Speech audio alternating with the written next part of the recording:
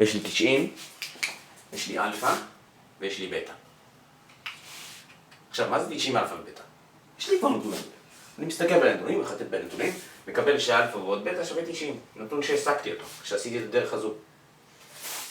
שהגעתי לפה. הגעתי לפה עם אלפא ועוד בטא שווה 90.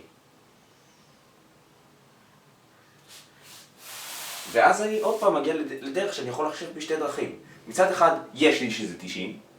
מצד שני, אני יודע שאלפא ועוד בטא שווה 90, ולכן אם אני עושה פה סכום זוויות, אז גם זה עולה 90. עוד פעם, הגעתי לנתון בשתי דרכים כאלה. שזה מה שרציתי. מה הייתה הדרך הראשונה שעשיתי מפה לנתון של ה-90?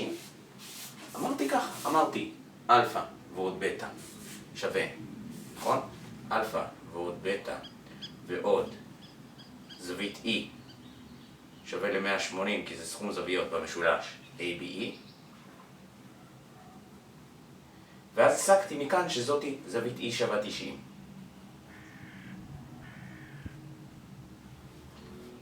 עוד פעם, נסעתי מפה לכיוון הסוף. לקחתי את ההתחלה של השלב השני בקטן, תנאי ההתחלה שלו, שאלפא ועוד בטא שווה 90, זה איפה שהתחלתי איתו.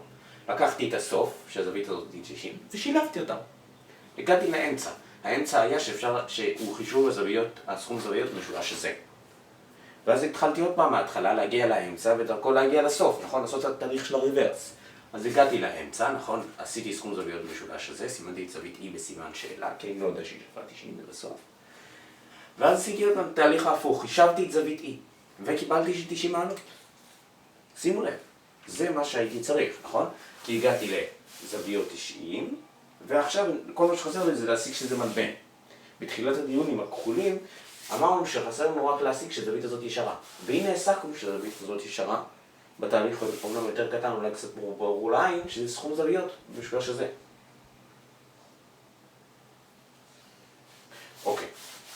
ואז אנחנו מגיעים למשימה של לרשום את ההוכחה הזאת, וזו משימה שהיא מאוד מאוד מורכבת, כי היא לא ברורה מאליה. בוא נגיד ככה. אז בהתחלה אנחנו רוצים לרשום עוד פעם את התהליך הלוגי. את הקווים הכלליים של ההוכחה, ואז להתחיל לפרט אותם. הפעם קווים כלליים straight forward, בלי הלוך חזור. השלב הבא זה 4, לפרט את הכללים. מה זה את הכללים? את עיקר ההוכחה. סליחה, הכללים לא מתאים פה. לפרט את עיקר ההוכחה. straight forward. בכיוון הלוך.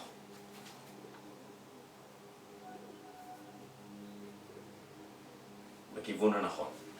עכשיו, מה התהליך הלוגי בהוכחה? בואו ניתן איזושהי דוגמה למה אני מתכוון.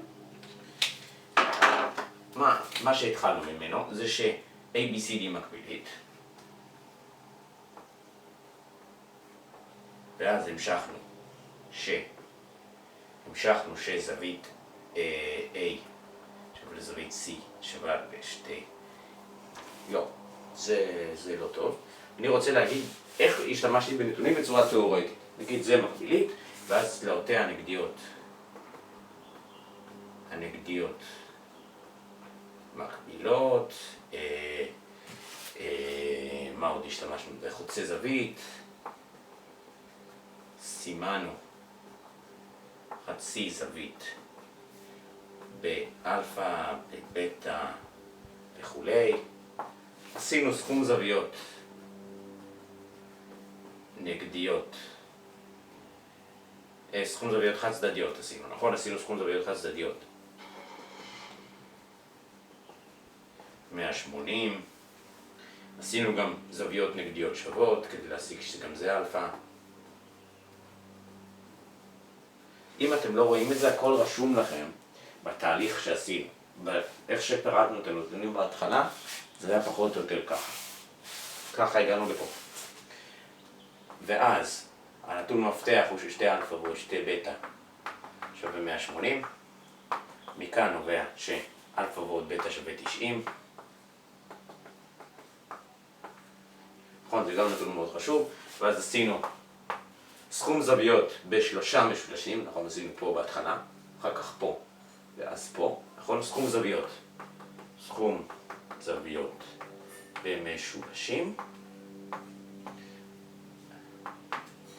ובסוף עשינו 3 זוויות ישרות במרובע EFGH,